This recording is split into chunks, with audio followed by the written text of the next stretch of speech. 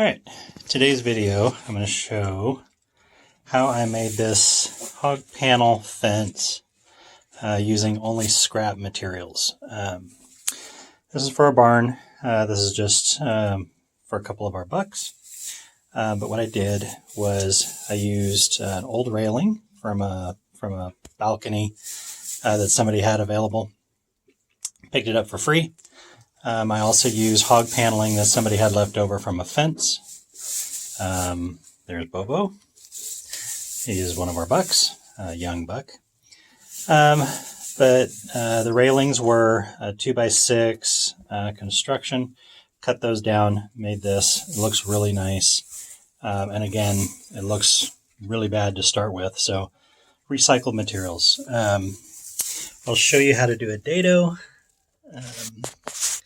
Kind of do the best I can to show you. It's a groove cut in the wood. There's special blades for these. I don't use those. I just make a couple cuts and then chisel out the center. I'll show you how I did that. But this is the fence. We're going to be doing this in one of the other barns as well. And then I will also be posting a video soon on the barn and how we built this barn again out of all recycled materials. So we'll come back to that. We're going to take this and I'll kind of show you guys what I'm going to do as I go forward. But I'm going to take this, cut it down. I don't have a planer, so I'm going to take the paint off using my table saw. I'll show you guys how I do that. And then we're going to put it all together. So once we get closer and I get some things going, I'll come back and let you guys know what I'm doing. All right. First two pieces are complete. This is what they look like. Again, took it through the table saw. Just skimmed a little bit off of it. This wood was not like a 2x4 typical. It was a little smaller than that. I cut a groove in it using the table saw. Put the blade at about 1/4 of an inch high. And then ran 2 passes, and then that's wide enough for the hog panel. So as you can see, I got 2 pieces done here. Looks really nice once it's trimmed up and done. I'm going to do this piece next. I'll show everybody. As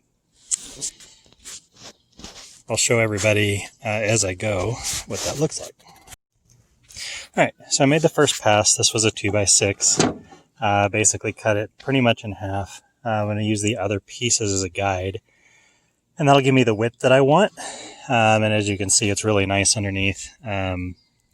Redwood banister. Again, free wood, so why not use it? So anyway, I'm going to set the blade. I'll show you how I do that.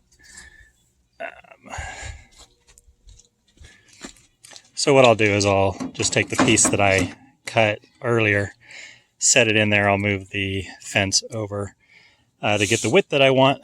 I'll do the painted side, so it'll go in this way into the blade. That way it cleans up this paint. And then I'll do the sides, and I'll show you guys how I do that as well. All right, so both sides are done, as you can see here. Again, pretty nice wood. You can tell here on the corner, I'm not taking off much. There's still a little bit of paint in there. Gives a little bit of character, but no need to take off a whole lot. So I'm going to go ahead and do the tops, and then I'll reset the width for the hog paneling. I'll cut that, show you guys how I do that, but take a little bit more paint off. Again, I don't have a planer. If I had a planer, I'd just run it through a planer. But I don't, so it's an easy way to do it without a planer. As long as your wood is not real thick, then you should be fine. So that is that, and once I get all the paint off, I'll come back to the video. All right, so as you can see, dimensionally, they're done. They're all cleaned up. Really does a pretty decent job. Makes it pretty straight as well. So both of these pieces are done. A little bit of white showing. I'm going to leave it like that just for give it kind of an old feel. But yeah, so that's the pieces. Pretty cleaned up. And now I'm going to cut the groove in it. So what I'm going to do is I'm going to take the other piece, I'm going to lower this down to about 1/4 of an inch, about the depth that I want. And then I will set the width where I want it. I'll do both sides. So I'll do one pass and then I'll flip it over. I'll do another pass and then I'll take a screwdriver, chisel, whatever you have, and knock the center out. And then I'll start screwing it all together and we'll have a gate hopefully by the time I'm done. So and then we'll start with the gate and then we'll go from there, and then I'll build some more pieces. But yeah, so far so good. All right, so I've cut the 2 slots down the whole length of the board. That's where, again, the hog paneling is going to go. I just used one of the other boards as a template.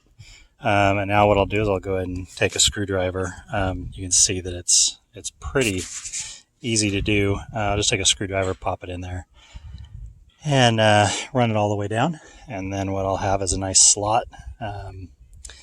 And the hog paneling will slip right in there, and then I'll use some U-bolts, some U-nails that I have, and make sure it stays in place. And then I'll screw the whole thing together and do it how I want it. So there you go. All right, so here is the finished gate minus the hardware. As you can see, mitered the corners. This is the groove. That is, it's U-nailed in there, and the hog paneling is in there.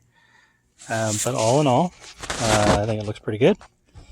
Again, 100% scrap, not a penny put into it other than the nails, which I had. That's the gate. So now we're going to move on to the fence. I'm not going to show you everything on this because I want you to be able to not have a 2-hour-long video. But I'll show you everything once I put it all together, and I'll show you the inside of the barn once I get that done. Look for the other video on the barn itself because that was all done with scrap materials as well, and quite a cute little barn, I think. You'll see some of the other railings that I used in front of the barn, and all the materials are salvage materials.